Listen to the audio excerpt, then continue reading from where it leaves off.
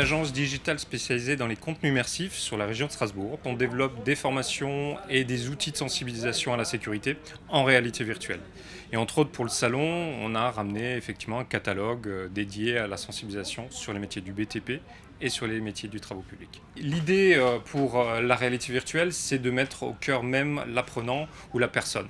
Donc on a développé pour ça une application dite de sensibilisation au risque pour les travaux publics, où là, on va simplement mettre le casque de réalité virtuelle et être projeté à l'intérieur d'un chantier.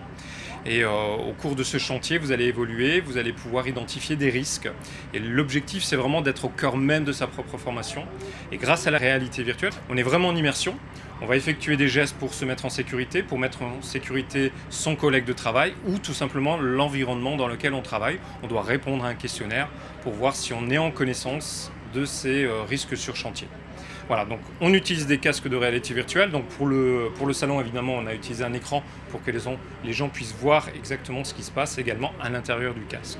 Mais aujourd'hui, on peut utiliser non seulement des casques branchés sur des ordinateurs, mais également des casques autonomes qui permettent en fait d'aller directement sur un chantier, dans un cabanon de chantier par exemple, pour sensibiliser à l'accueil le jour du premier jour de travail, par exemple, d'une personne, ce qu'on appelle en fait les espaces sécurité ou le démarrage également d'un chantier, ou ça peut être les accueils sécurité dans les entreprises, que ce soit un nouvel arrivant, les anciens pour faire des piqûres de rappel.